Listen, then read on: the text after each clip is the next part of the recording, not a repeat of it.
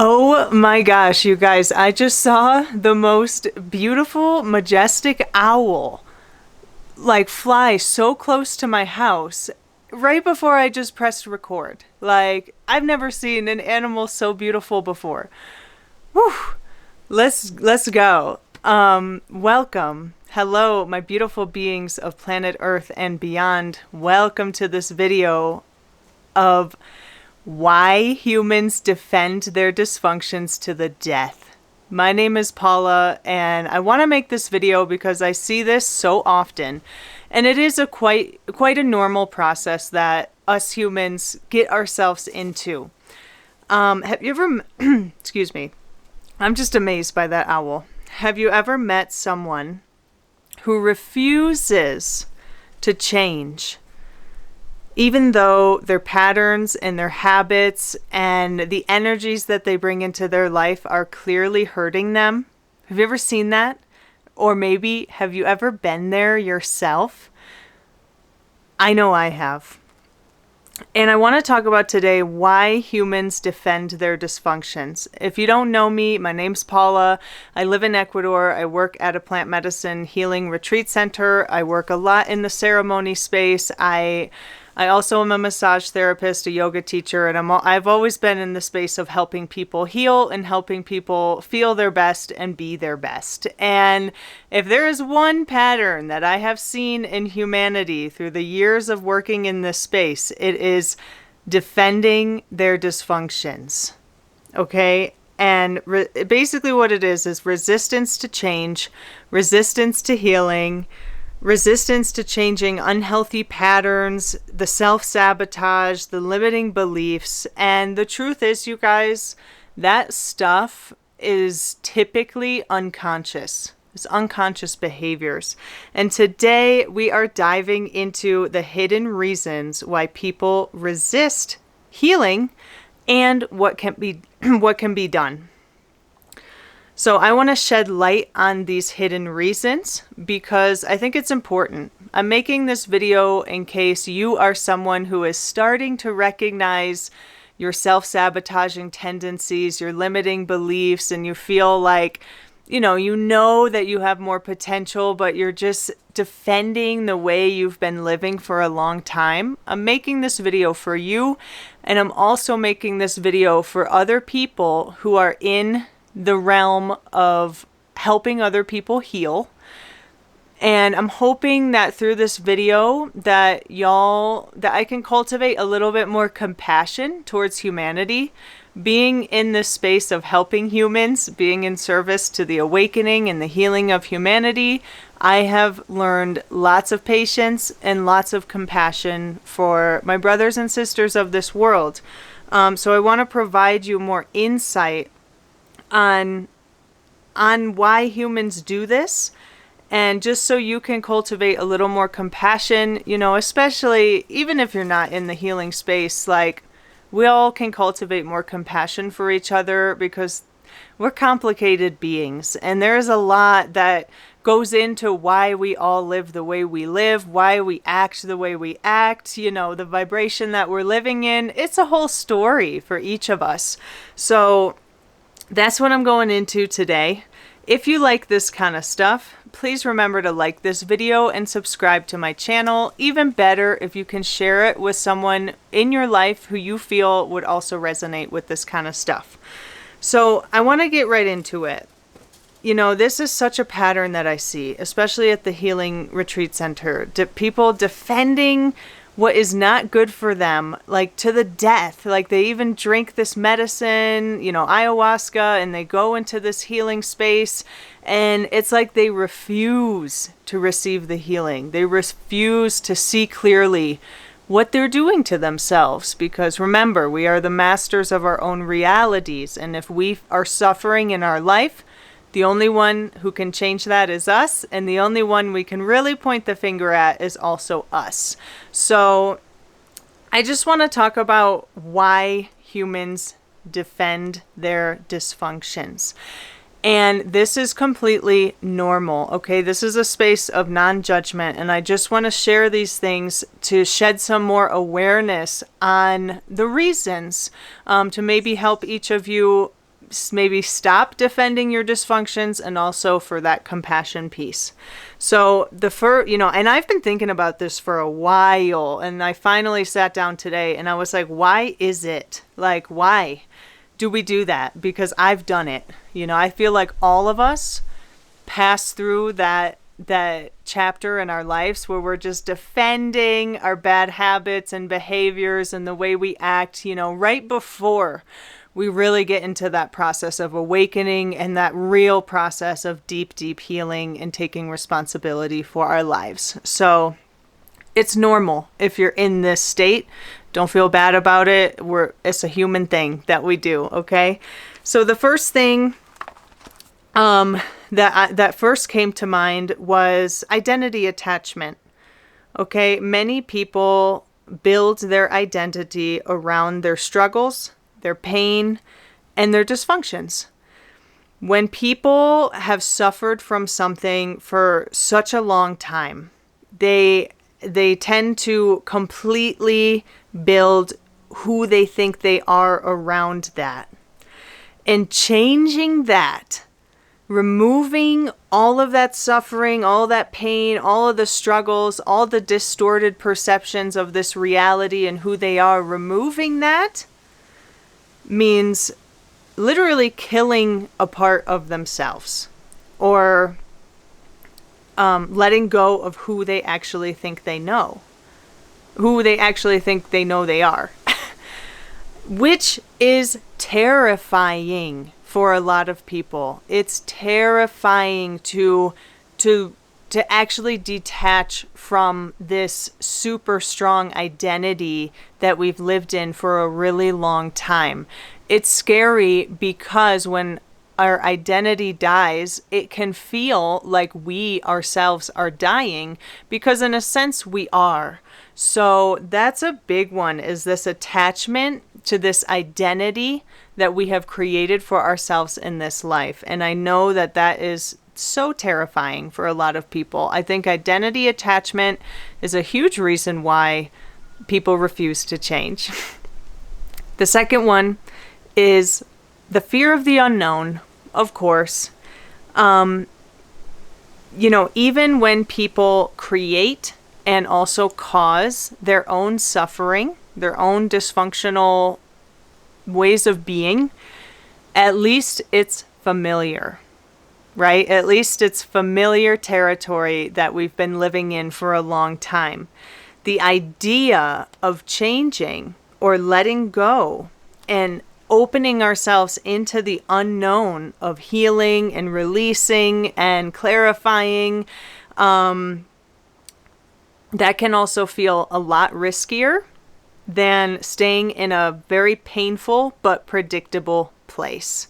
Okay, it's that comfort piece. It's that we are beings of habit, and we love to be comfortable. We love to pretend like we know what we're doing here. We love to pretend like we know exactly who we are.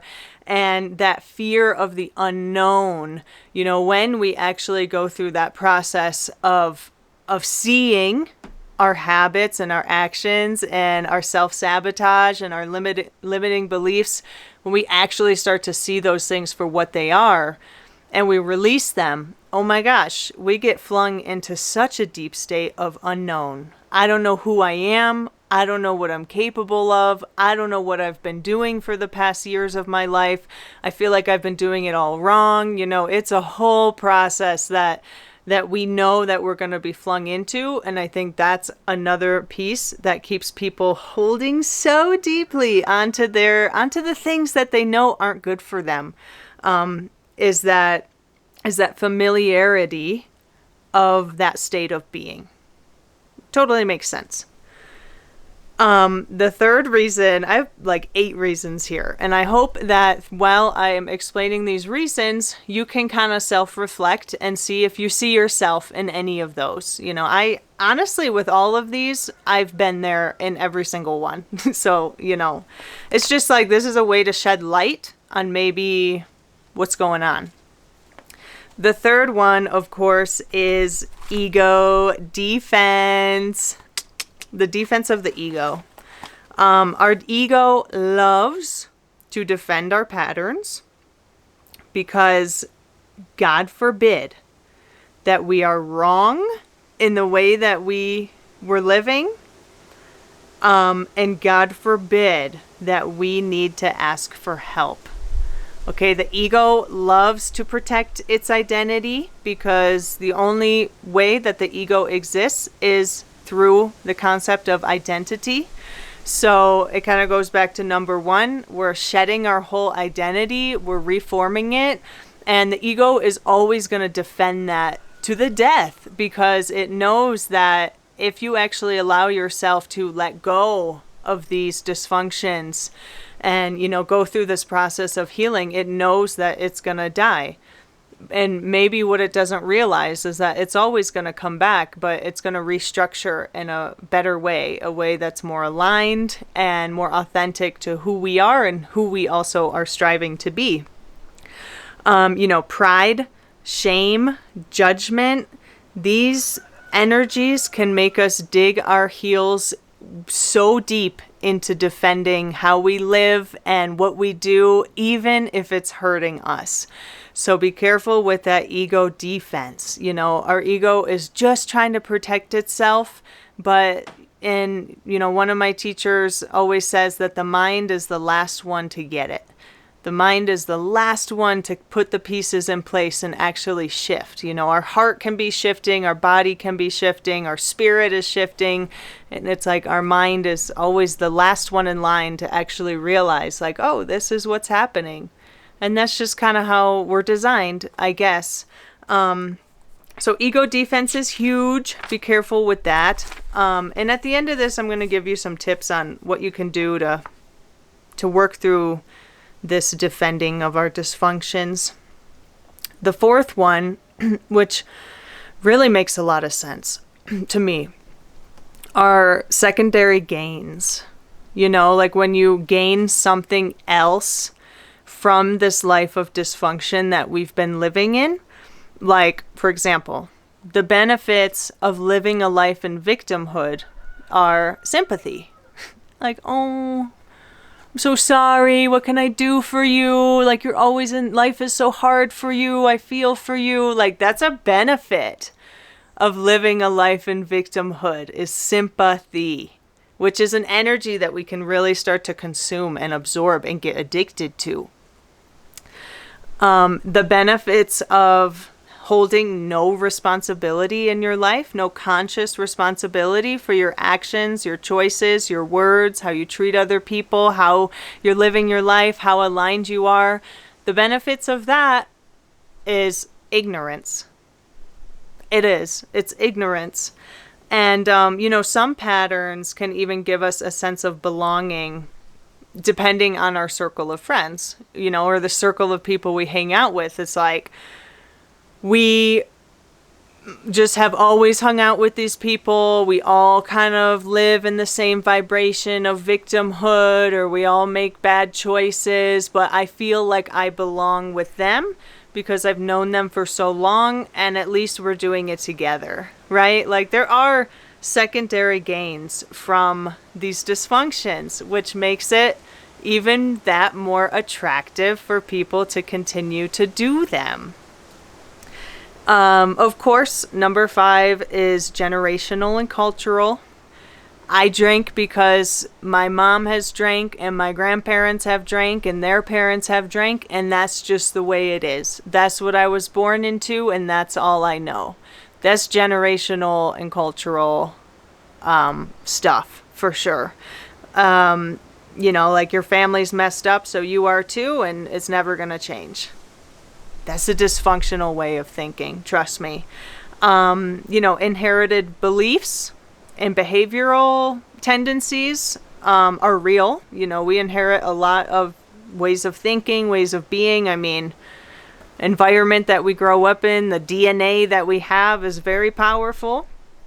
And perceptions and habits and these dysfunctional ways of living can be really normalized in families. It's very common. Like, it can make it feel like it's normal.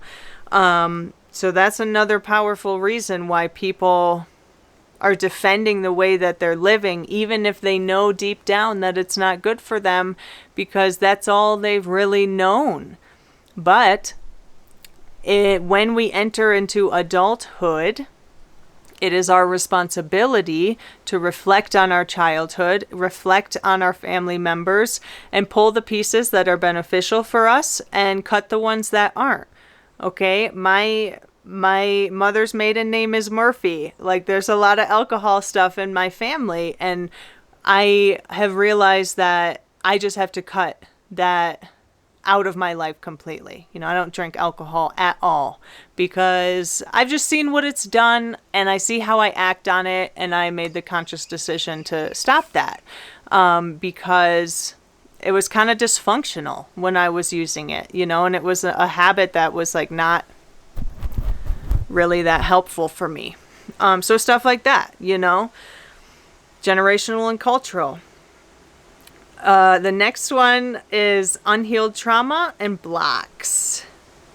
That's huge, you guys. When people have like super deep, intense trauma, which a lot of people have, a lot of humans have, trauma can create emotional and neurological patterns that reinforce dysfunction.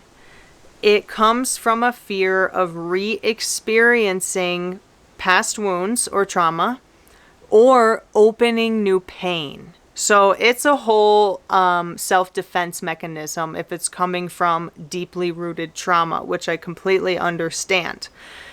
But without healing the trauma, without facing the trauma, without feeling it all for once and for all, it will always live inside of us, and it will always be subconsciously calling the shots in our life. That's just kind of how stored trauma works. It's never going to go away until we unpack it and we unstore it from our bodies and we fully let it flood through and out for once and for all. But, unhealed trauma is a huge player in why we're living our lives in a way that we know isn't good, but it keeps us safe. It keeps that trauma locked away. It keeps us living on the surface, all those things. I mean, if you think about it, like, obviously, like that makes a lot of sense. The next one is a lack of self-awareness. Seeing our own patterns, seeing our own self-sabotage tendencies, seeing our limiting beliefs, seeing our habits that aren't the best for us, seeing ourselves like fully, clearly, and what we are making ourselves suffer with takes self-reflection, external feedback, and having the courage to take full responsibility for our lives. Okay, it's like it takes a lot to actually get into this state of responsibility. I'm sorry, someone's bumping music driving by. It takes a lot of courage to actually see ourselves for who and what we are. And, I've had moments in my life, especially at the beginning of my healing, when I really started to turn the mirror towards myself and see what I'm doing to myself. Like, it's kind of rough. It's like a punch to the face, it's a slap to the face from reality of like, wake up.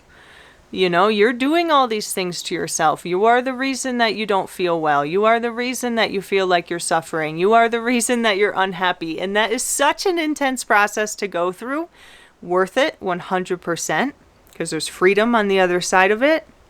And the reality is that lack of self-awareness, some people simply have not awakened to that level yet. Some people simply have not been able to turn the mirror from looking outside to looking inside.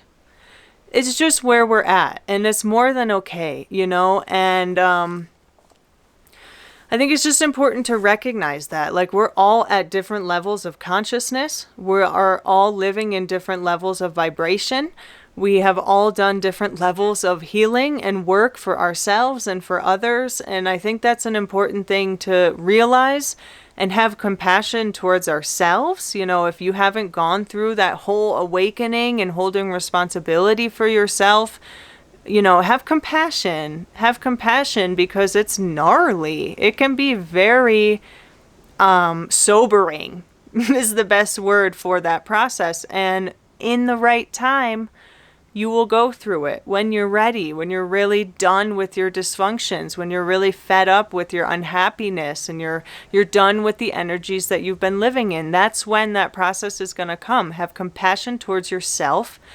And also, my brothers and sisters watching this, have compassion for other human beings who just aren't there yet. It's okay. You know, everything is right on divine timing. And the last reason that I can think of, which is so many reasons, right? It's like 8 reasons why humans defend their dysfunctions. But this is everything that came through. Is spiritual and existential resistance.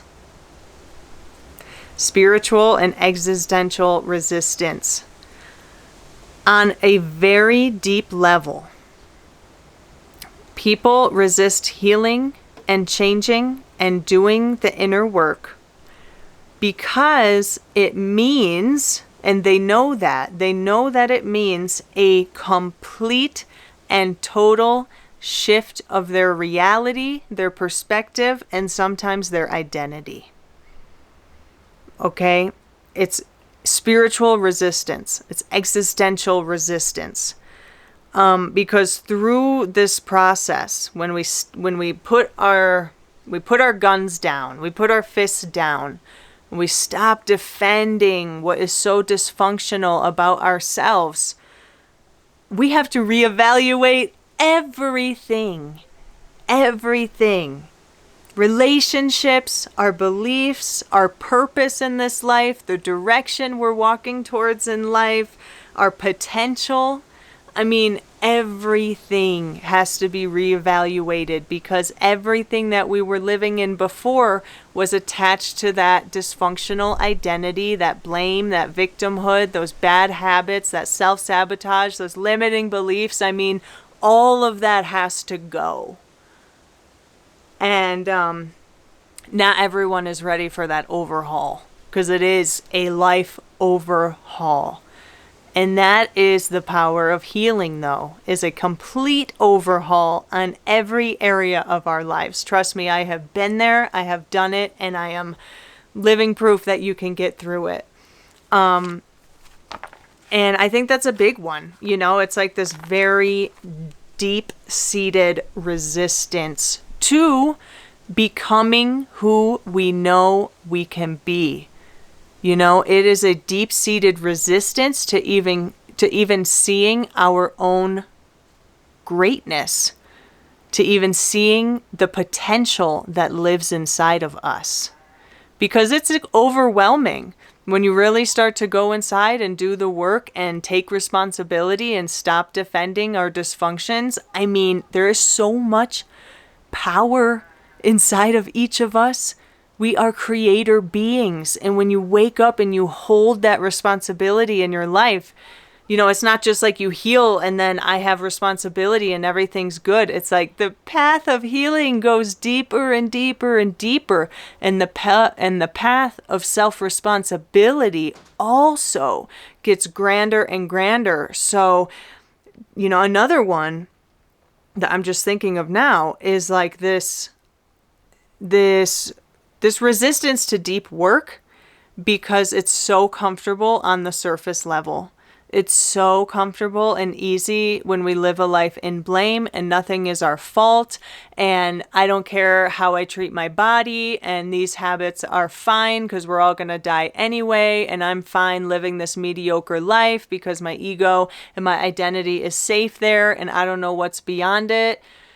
It's very easy to live there. Very easy, because when you actually break through, you wake up to your gifts, you wake up to your potential, you start having all this information come through on what you're here to do on this planet, and it becomes a whole new mission, right? So It's a lot on the other side of our dysfunctions. And I just wanted to express those reasons for that compassion piece first and foremost. There's so much that goes into why we do what we do, why we live the way we live. And I wanted to shed a little more light onto these hidden reasons that just kind of lurk in the background. And I hope that you can really reflect on some of them and maybe see where you can see yourself in them. And if you're not there, awesome. You've been doing amazing work. It's it feels so good to put our fists down and stop defending the way we're living when we know it's really not good for us. And so what do we do? What do we do to get ourselves to stop defending these dysfunctions? Just a couple pieces of advice. Start asking yourself the harder questions. It's an amazing place to start. What am I afraid of losing if I heal? What behaviors in my life have caused me suffering? How am I creating my own suffering? Okay, journaling is an amazing self-reflection tool that can bring us a lot of insight that we didn't even know was living inside of us. And, so start to dive into those harder questions. And when you journal or when you answer these questions, you must answer them with brutal, raw honesty. Okay, if you're not honest when you're answering these questions, there's no point to do them, literally. So raw honesty with these questions, and overall, start being brutally honest with yourself. Honesty is a whole topic for another video, because honesty will set you free in your life, absolutely.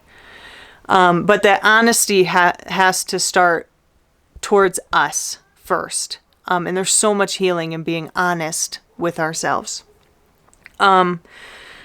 Really start to work on that self-awareness muscle. You can even state to the universe, I believe in affirmations. What we state will become and will start morphing into our reality. You can state that I am ready to see myself and be the best version of myself. State that in your life.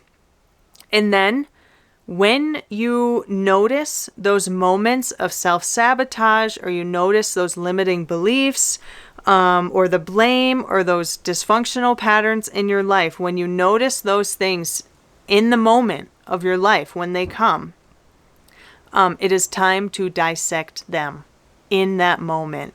It is time to pause, reflect, start the practice of creating more space between when that thing occurs, when that dysfunction occurs, and when you react to it. Start that pause and that space. Start to grow a space there. That self-awareness basically is self-reflecting and noticing, first and foremost, noticing what it is that's kind of dysfunctional in your life. And then when they arise, pause and dissect. Okay? Ignorance equals ignorance. It is an energy of ignoring the truth. It's an energy of ignoring what we know is good for us. It's a life of ignoring. Ignorance, ignoring. So stop ignoring the patterns. Stop ignoring the suffering. Stop ignoring the low vibrational living tendencies. And, stop ignoring those low vibrations that the dysfunctions are actually providing you. Stop pretending like they're not existing. Because I know that the pulsations of higher frequency living are pushing through your heart. They are pushing through everybody's heart right now. And it doesn't matter how dysfunctional we are in our relationships and our lives and our habits and everything that we do, the way we see the world, the way we talk to ourselves, the way we show up to ourselves and others, it doesn't matter. That high vibrational living pulsation is pushing through all of us right now. So also don't ignore that. Don't ignore that.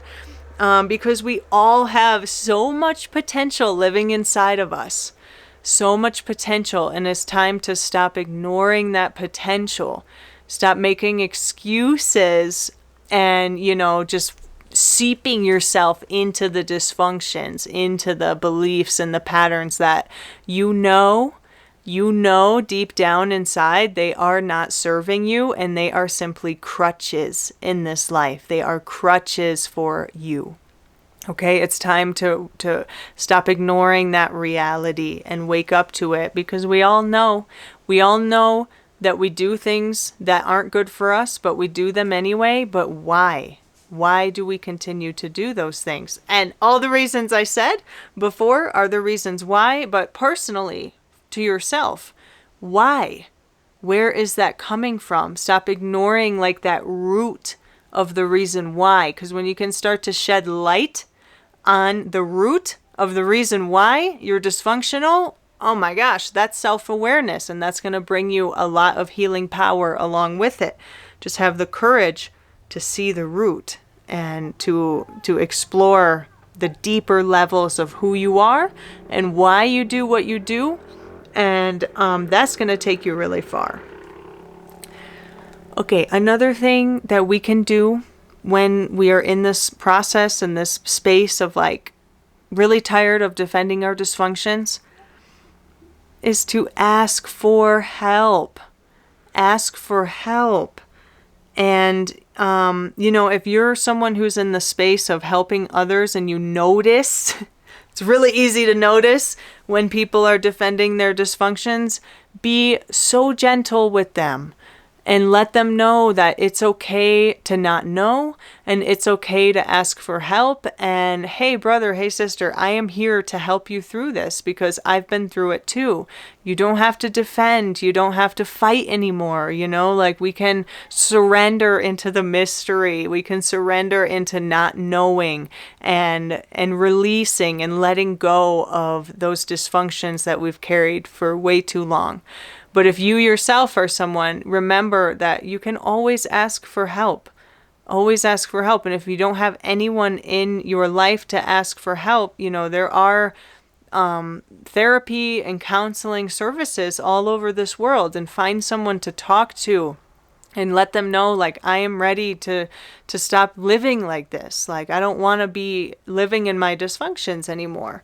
And also, in my personal opinion, going to a healing retreat can be a very powerful way to see your dysfunctions clearly, as they are.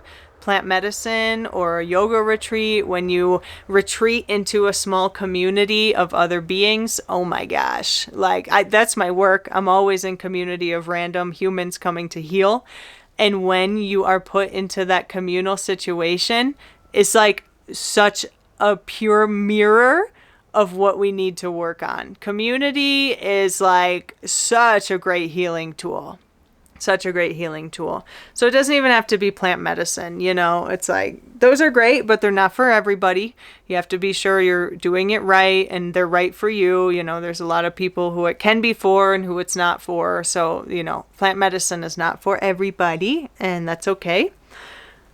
And those are my tips for what you can do. Even just trying to get into a community more is going to shed a lot of light on how you act and how you show up in the world and how you treat others, which is simply a reflection of how we treat ourselves.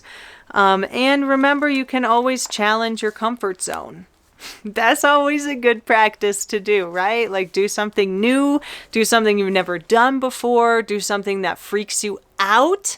I love when those things happen in my life, like some opportunity arises and I'm like, oh my God, like that's the scariest thing I could ever imagine doing. And I'm like, but I gotta do it, So, because there's so much, beyond those fears, and just giving ourselves the permission to do it anyway when that fear is still there, that's called courage. And this life, honestly, you guys, this human life requires courage.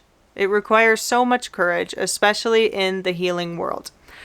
Remember that healing is not about being perfect. Healing is about being willing to grow. Healing is about having the courage to grow, to see ourselves. And I just want to remind each of you that we all pass through this phase of defending our dysfunctions. Okay, I've seen it in so many people, and I've helped many people come through this retreat center and also helped them in many other ways for many years. It's completely normal. You don't have to feel like shit about yourself for being in a state of dysfunctional living. Okay, it's part of the process. We have to live in our dysfunctions long enough so that we can get to the point of realizing that we, for sure, 110% do not want to live with them anymore. You know, there's medicine in living in those low vibrations and those dysfunctional patterns and beliefs and ways of thinking.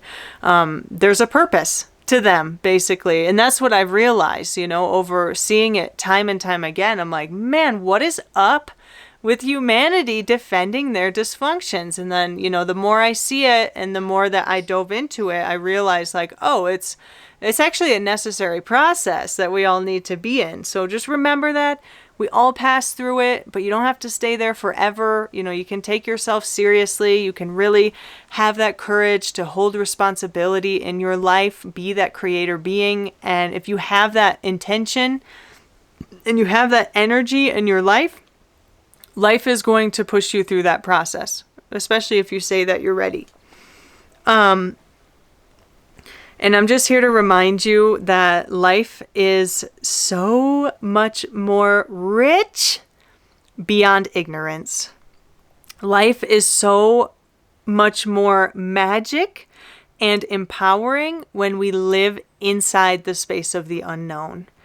Okay? Ignorance and living in a comfortable known space is like just playing this life experience so small.